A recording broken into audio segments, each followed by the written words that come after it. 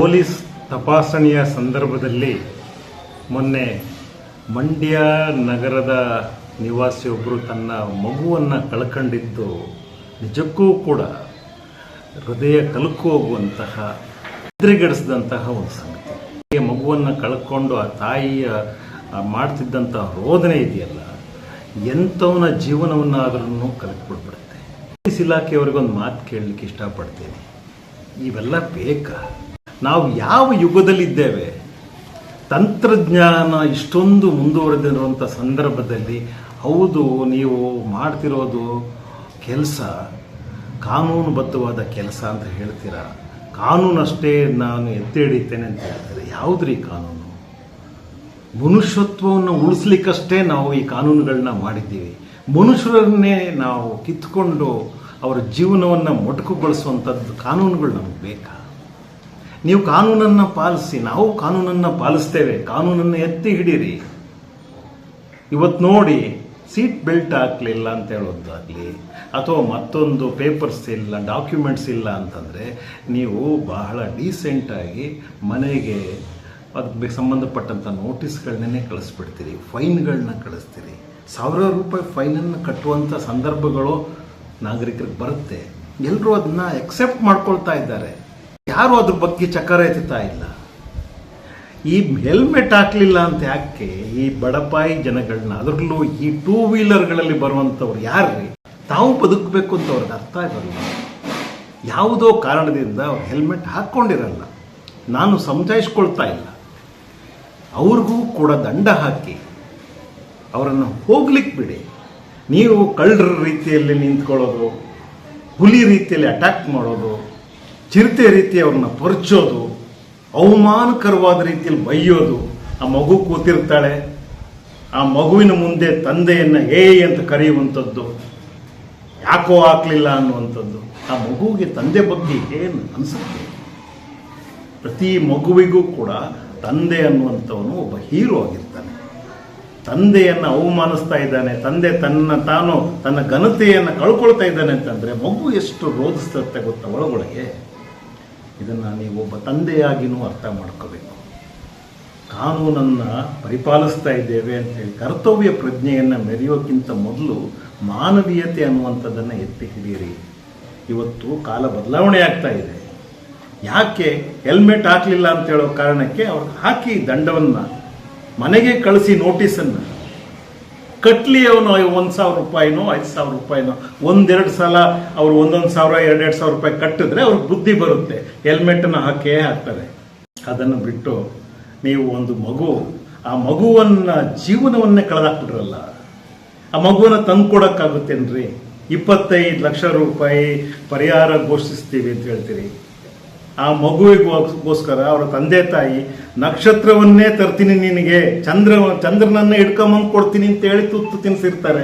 ನಿಮ್ಗೆ ಅದೆಲ್ಲ ಮಾಡ್ಲಿಕ್ಕಾಗತ್ತ? ಇವತ್ತು ಯಾವ ಮಗುವಿಗೆ ಅವರು ನಕ್ಷತ್ರವನ್ನು ತಂದು ಕೊಡೋದು? ಯಾರಿಗೋಸ್ಕರ ಚಂದ್ರನನ್ನು ಹಿಡಿಲಿಕ್ಕೆ ಹೋಗ್ತಾರೆ? ಕನಸುಗಳೆಲ್ಲ ಭಗ್ನ ಆಗೋಗುತ್ತೆ. ಇದು ನಿಮ್ಗೆ ಒಳ್ಳೇದು ಮಾಡುತ್ತಾ? ಒಳ್ಳೆಯ ಫೀಲಿಂಗ್ಸ್ ಬರುತ್ತಾ ನಿಮಗೆ? ನಿಜಕ್ಕೂ ಹೇಳಿ, ನೀವು ಕರ್ತವ್ಯವನ್ನಷ್ಟೇ ಮಾಡಿದ್ದೀರಿ ಅಂತ? ನಿಮ್ಮ ಕರ್ತವ್ಯಕ್ಕೆ ಹೊಸದಾದಂತಹ ತಂತ್ರಜ್ಞಾನದ ಒಂದು ಹೊರೆಯನ್ನು ಹಚ್ಚುತ್ತಾ ಹೋಗಬೇಕು. ತಂತ್ರಜ್ಞಾನ ಮುಂದುವರೆದಿದೆ, ಎಲ್ಲದಕ್ಕೂ ನೀವು ತಂತ್ರಜ್ಞಾನವನ್ನು ಮೊರೆ ಹೋಗ್ತಾ ಇರುವಾಗ ಇಂಥ ಸಣ್ಣ ಸಣ್ಣ ವಿಚಾರಗಳಿಗೋಸ್ಕರ ನೀವು ಯಾಕೆ ಇಷ್ಟೊಂದು ಪೀಡಿಸ್ತೀರಾ ಬಡವ್ರನ್ನ? ನನಗಂತೂ ಅರ್ಥ ಆಗ್ತಾ ಇಲ್ಲ. ನಾವು ನಿಮ್ಮ ಪರವಾಗಿಯೇ ಇರುವಂಥವ್ರು, ನಿಮ್ಮ ಜೊತೆಯಲ್ಲಿ ಕಾನೂನನ್ನು ಎತ್ತಿ ಹಿಡಿಲಿಕ್ಕೋಸ್ಕರ ಇರುವಂಥವ್ರು. ಆದಾಗ್ಯೂ ಕೂಡ ಇಂತಹ ಘಟನೆಗಳು ನಡೆದರೆ, ಇದಕ್ಕೂ ಮೊದಲು ಮೈಸೂರಿನಲ್ಲೂ ಕೂಡ ಇದೇ ರೀತಿಯಾಗಿ ತಪಾಸಣೆ ಮಾಡಲಿಕ್ಕೆ ಹೋಗಿ ಒಬ್ಬ ಇಂಜಿನಿಯರ್ನ ಹುಟ್ಟಾಕಲಿಕ್ಕೆ ಆ ಒಂದು ಸಮಾಜವಾಗಲಿ ಅಥವಾ ತಂದೆ ತಾಯಿಗಳು ಎಷ್ಟು ಕಷ್ಟಪಟ್ಟಿರ್ತಾರೆ. ಅವ್ನು ರಸ್ತೆಯಲ್ಲಿ ಹೆಣ ಆಗೋಗೋದಿದೆಯಲ್ಲ, ಶೋಭೆ ತರುತ್ತಾ? ನಮ್ಮ ಆಡಳಿತ ವ್ಯವಸ್ಥೆಗೆ ಶೋಭೆ ತರುತ್ತಾ ಹೇಳಿ? ಆ ತಂದೆ ತಾಯಿಗಳಿಗೆ ಮಗುವನ್ನು ಕೊಡುವಂಥದ್ದು. ಮಗು ಯಾವ ಮಗುವನ್ನು ತನ್ನ ಮಗು ಅಂತ ಹೇಳ್ಕೊಳ್ತಾರೆ? ಯಾವ ಕಾರಣಕ್ಕೆ ಇನ್ನು ಬೈಕ್ ಓಡಿಸ್ತಾನೆ? ಯಾವ ಪುರುಷಾರ್ಥಕ್ಕೋಸ್ಕರ ಅವನು ಹೆಲ್ಮೆಟ್ ಧರಿಸ್ತಾನೆ? ನಿಮ್ಮ ಮನೆಯಲ್ಲಿ ನಿಮ್ಮನ್ನು ಕಾಣುವ ರೀತಿ ನೀತಿಗಳು ಹೇಗಿರುತ್ತೆ ಹೇಳಿ? ನಿಮಗೆ ಬೇಕಿತ್ತೇನ್ರಿ ಅಂತ ನಿಮ್ಮ ಮನೆಯವ್ರು ಕೇಳೋದಿಲ್ಲ. ಇಷ್ಟು ಕಟುಕರಾಗ್ಬಿಟ್ರಲ್ರಿ ಅಂತ ಕೇಳೋದಿಲ್ವ ಹೇಳಿ? ಕರ್ತವ್ಯ ಪ್ರಜ್ಞೆಯನ್ನು ಪಾಲಿಸ್ತಾ ಇದ್ದೀರೋ ಇಲ್ಲೋ, ಆದರೆ ಮಾನವೀಯತೆಯನ್ನು ನಿಮ್ಮ ಬೂಟಿನಿಂದ ಒಸಕ್ತಾ ಇದ್ದೀರಿ ಅಂತ ಹೇಳೋದಷ್ಟೇ ನಾನು ಕಾಣ್ತಾ ಇರೋದು. ಇಂಥ ಸಣ್ಣ ಸಣ್ಣ ವಿಚಾರಗಳಲ್ಲಿ ನೀವು ಮಾನವೀಯತೆಯನ್ನು ತೋರಿಸಲಿಲ್ಲ ಅಂತಂದರೆ ಹೇಗೆ ಹೇಳಿ?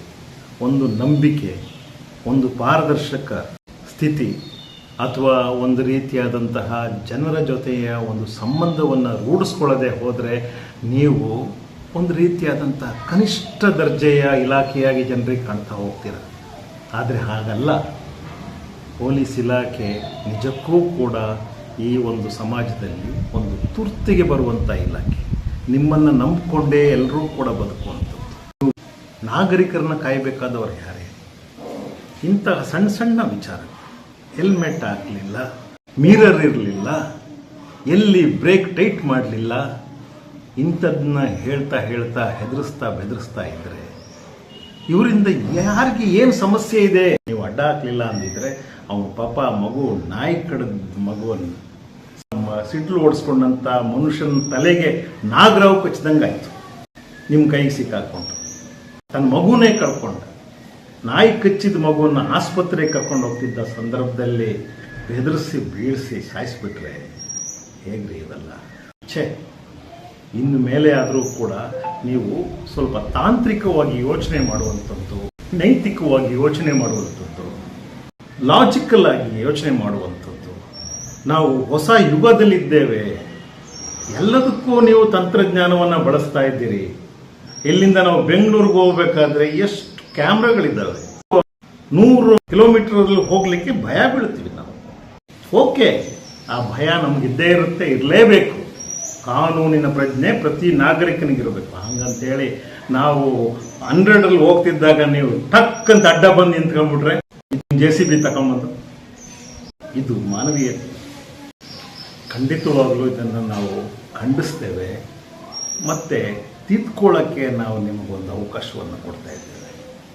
ಯಾವುದೇ ಕಾರಣಕ್ಕೂ ಕೂಡ ಹೆಲ್ಮೆಟ್ ಇಲ್ಲ ಅಂತೇಳಿ ಅವ್ರ ಹಿಂದೆ ಓಡಬೇಡಿ. ಮರದಿಂದ ಔಸ್ಕೊಂಡು ಸಮವಸ್ತ್ರಕ್ಕೆ ಅವಮರ್ಯಾದೆ ಮಾಡಬೇಡಿ. ನಿಮಗೆ ಅವಮಾನ ಮಾಡ್ತಿಲ್ಲ ನಾನು.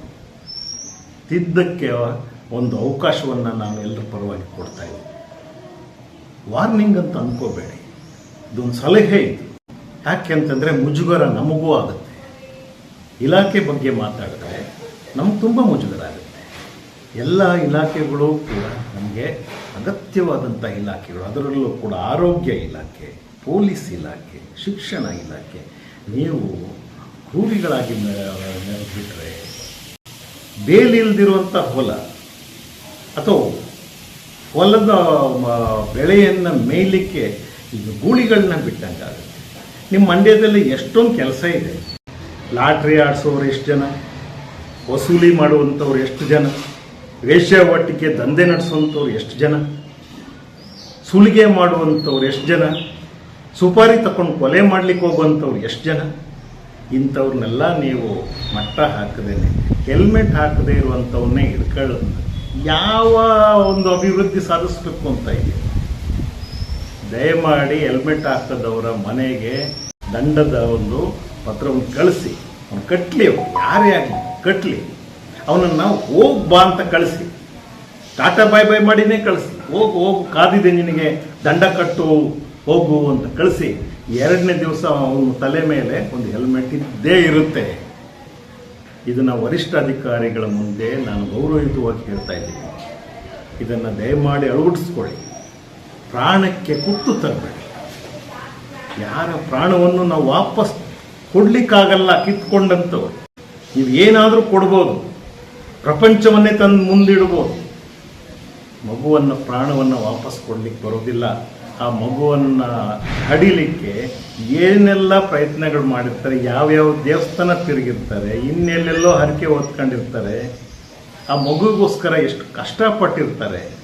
ಅದೇ ನಾನು ನಿಮ್ಗೆ ಹೊಸದಾಗಿ ಹೇಳ್ಬಿಡ್ಬೇಕ. ನಿಮ್ಮ ಮನೆಯಲ್ಲೂ ಇದೇ ಥರದ ಸ್ಥಿತಿಗಳು ತಾನೆ. ಯಾಕೋಪ್ಪ ಇಂತಹ ಪ್ರಕರಣಗಳು ನಮ್ಮ ನಾಡಲ್ಲಿ ಆಗಾಗ ಘಟಿಸ್ತಾನೆ ಇರ್ತವೆ. ಮತ್ತು ನಾವು ಒಂದು ಅನಾಗರಿಕವಾದ ಸಮಾಜದಲ್ಲಿ ಇದ್ದೀವೇನೋ ಅಂತ ಹೇಳುವಂತಹ ಅಭಿಪ್ರಾಯವನ್ನು ಕೂಡ ಸೃಷ್ಟಿ ಮಾಡಿಬಿಡುತ್ತೆ. ಎಲ್ಲೋ ಒಂದು ಕಡೆ ಮಂಗಳದ ಬಗ್ಗೆ ಮಾತಾಡ್ತಾ ಇರ್ತೇವೆ, ಇನ್ನೆಲ್ಲೋ ಒಂದು ಕಡೆ ಅಂತಾರಾಷ್ಟ್ರೀಯ ಪ್ರಯತ್ನಗಳ ಬಗ್ಗೆ ಮಾತಾಡ್ತಾ ಇರ್ತೇವೆ, ಅಭಿವೃದ್ಧಿಗಳ ಬಗ್ಗೆ ಮಾತಾಡ್ತಿರ್ತೇವೆ.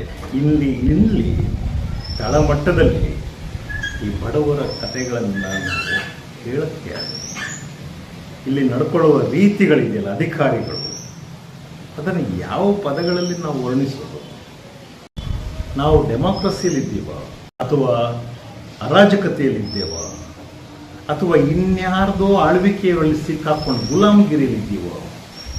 ಯಾರ ಪರವಾಗಿ ನೀವು ಈ ಎಲ್ಲ ಒಂದು ಹೈ ಹ್ಯಾಂಡೆಡ್ನೆಸ್ ಅಂತ ಹೇಳ್ತೇವೆ, ದರ್ಪವನ್ನು ತೋರಿಸ್ತಾ ಇದ್ದೇವೆ. ಮೊನ್ನೆಯೂ ಕೂಡ ನಾನು ವೈಯಕ್ತಿಕವಾಗಿ ಅನುಭವಿಸಿದ್ದನ್ನು ಹೇಳಲಿಕ್ಕೆ ಇಷ್ಟಪಡ್ತೇನೆ. ಹೌದು, ಮುಖ್ಯಮಂತ್ರಿಗಳು ಬರುವಾಗ ನಾವೆಲ್ಲರೂ ಕೂಡ ದಾರಿ ಬಿಡಬೇಕು, ಸರಿ, ಒಪ್ಪದೆ 15 ನಿಮಿಷ ನಾನು ಕೂಡ ನನ್ನ ಮಕ್ಕಳ ಜೊತೆ, ಹೆಣ್ಣು ಮಕ್ಕಳ ಜೊತೆಯಲ್ಲಿ ಕಾದಿದ್ದೀನಿ. ಆದರೆ ಅದೆಲ್ಲ ಮುಗಿದ ಮೇಲೆ ಮುಂದಕ್ಕೆ ಹೋಗ್ತಿದ್ದಾಗ ಟ್ರಾಫಿಕ್ ಇನ್ಸ್ಪೆಕ್ಟರ್ಗಳು ನಡ್ಕೊಳ್ಳೋ ರೀತಿ ಇದೆಯಲ್ಲ, ಅವ್ರಿಗೆ ಟೆನ್ಷನ್ ಆಗಿಬಿಡುತ್ತೆ. ಕಣ್ಣುಗಳನ್ನ ಬಿಡ್ತಾರೆ, ನಾಲಿಗೆ ಕಚ್ಕೊಂಡು ಮುಂದಕ್ಕೆ ಹೋಗಿ ಅಂತ ಗದರ್ತಾರೆ. ಕೇಳೋರು ಯಾರು? ಯಾರೊಬ್ಬರು ಕೇಳದಿರೋದೇ ಇವತ್ತು ಸನ್ನಡತೆ ಆಗೋದೆ. ಯಾರು ಮಾತನಾಡ್ಕೊಡ್ದು ಅಂತ ಹೇಳುವಂತಹ ಒಂದು ಅಲಿಖಿತವಾದಂತಹ ಒಂದು ರೂಲ್ ನಮ್ಮ ಜೊತೆಯಲ್ಲಿ ಇದೆ. ನಾನು ಕೇಳಿದೆ, ಯಾರಿಗಪ್ಪ ಈ ರೀತಿ ಕಣ್ಣು ಬಿಡ್ತಿದ್ಯಾ, ಕೆಕ್ಕರಿಸ್ತಾ ಇದೆಯಾ? ನನ್ನ ಮಕ್ಕಳನ್ನ ಹೆದರಿಸ್ಲಿಕ್ಕ, ನನ್ನ ಹೆದರಿಸ್ಲಿಕ್ಕ? ನೀವು ನಮ್ಮ ಸೇವಕರಿದ್ದೀರಿ, ತುಂಬ ಟೆನ್ಷನ್ ಆದರೆ ಕೆಲಸಕ್ಕೆ ರಾಜೀನಾಮೆ ಕೊಟ್ಟು ಹೋಗ್ಬಿಡಿ. ಆ ಕೆಲಸ ಮಾಡಲಿಕ್ಕೆ ಇನ್ನೂ ಕೂಡ ಪದವಿಗಳನ್ನು ಪಡೆದು ಇನ್ನೂ ಕೆಲಸ ಸಿಗದೆ ಕೂಲಿ ಮಾಡ್ತಿದ್ದಂಥವ್ರು ಇದ್ದಾರೆ, ಅವ್ರು ಮಾಡ್ತಾರೆ. ಇಷ್ಟು ಟೆನ್ಷನ್ ಮಾಡ್ಕೋಬೇಡಿ. ಯಾರಿಗೋಸ್ಕರ ಹೆದರುವವರು ಯಾರು? ಯಾಕೆ ಹೆದರಿಸ್ತಾ ಇದ್ದೀರಿ? ಯಾರಾದರೂ ಕೇಳಬೇಕಲ್ವ? ಅದರ ಅರ್ಥ ನಾವು ಅವರ ವಿರುದ್ಧ ಇದ್ದೀವಿ ಅಂತಲ್ಲ. ಇದು ನಮ್ಮನ್ನು ನಾವು ರಕ್ಷಿಸಿಕೊಳ್ಳುವಂಥ, ನಮ್ಮ ಘನತೆಯನ್ನು ರಕ್ಷಿಸಿಕೊಳ್ಳುವಂಥ, ನಮ್ಮ ಮಕ್ಕಳ ಮುಂದೆ ನನ್ನ ಒಬ್ಬ ಅಪ್ಪ ಅಂತ ಹೇಳುವಂತಹ ಒಂದು ಐಡೆಂಟಿಟಿ ಏನಿದೆ ಅದನ್ನು ಉಳಿಸ್ಕೋಬೇಕಲ್ಲ. ನನ್ನ ಮಕ್ಕಳು ಏನು ಅಂದ್ಕೋತಾರೆ? ನಮ್ಮ ಅಪ್ಪನಿಗೆ ಅವಮಾನ ಆಯಿತು, ನಮ್ಮಪ್ಪ ಕುಗ್ಗಿ ಹೋದ ಅಂತ ಅನ್ನಿಸ್ಕೋಬೇಕಾ? ಯಾವುದೇ ತಪ್ಪುಗಳಿಲ್ಲದೆ ಈ ರೀತಿಯಾಗಿ ಅನಾಗರಿಕರಾಗಿ ನಡ್ಕೋಬೇಡಿ. ಇದರಿಂದ ಆಗುವಂತಹ ರಿಪರ್ಕಷನ್ಸು ನಿಮ್ಗೆ ಅರ್ಥ ಆಗ್ತಾ ಇದೆ. ಮಕ್ಕಳು ಕುಗ್ಗಿ ಹೋಗ್ತಾರೆ, ಅಪ್ಪ ಒಂದಿರು ಕುಗ್ಗಿ ಹೋಗ್ತಾರೆ. ಕಾನೂನುಗಳು ಸತ್ತೋಗ್ಲಿಬೇಕಾದ್ರೆ ಮನುಷ್ಯತ್ವ ಸಾಯಬಾರದು. ಮನುಷ್ಯತ್ವವನ್ನು ಉಳಿಸುವ ನಿಟ್ಟಿನಲ್ಲಷ್ಟೇ ಎಲ್ಲ ಕಾನೂನುಗಳನ್ನು ನಾವು ಹುಟ್ಟಿಸ್ತಾ ಇರುವಂಥದ್ದು ಅಂತ ಹೇಳುವಂಥದ್ದನ್ನು ನೆನಪಿಟ್ಕೊಳ್ಳಿ. ಇನ್ನು ನೀವು ಏನೇ ಮಾಡಿದ್ರೂ ಕೂಡ ಮಂಡ್ಯದಲ್ಲಿ ಕಳೆದು ಹೋದ ಮಗುವನ್ನು ನೀವು ಅವರಿಗೆ ವಾಪಸ್ ತಂದು ಕೊಡಲಿಕ್ಕೆ ಅಸಾಧ್ಯ. 25 ಲಕ್ಷ ತೃಣ ಮಾತ್ರ ಅವರಿಗೆ ಕೂಲಿ ಮಾಡಿ ಬದುಕ್ತಾರೆ. ಪರಿಹಾರ ಹಣದ ರೀತಿಯಲ್ಲಿ ಪರಿಹಾರ ಹುಡುಕಬೇಡಿ. ಒಂದಿಷ್ಟು ಹೃದಯವಂತಿಕೆ, ಒಂದಿಷ್ಟು ಬುದ್ಧಿವಂತಿಕೆ, ಒಂದಿಷ್ಟು ಬೆಳವಣಿಗೆಗಳನ್ನು ನಾವು ಮಾಡಲೇಬೇಕಾಗ್ತದೆ. ಹಿರಿಯ ಅಧಿಕಾರಿಗಳು ಇದನ್ನು ಸೂಕ್ಷ್ಮವಾಗಿ ಗ್ರಹಿಸ್ತೀರಿ ಅಂತ ಹೇಳುವಂಥದ್ದನ್ನು ಅಷ್ಟೇ ನಾನು ನಂಬಿದ್ದೀನಿ. ನಮಸ್ಕಾರ.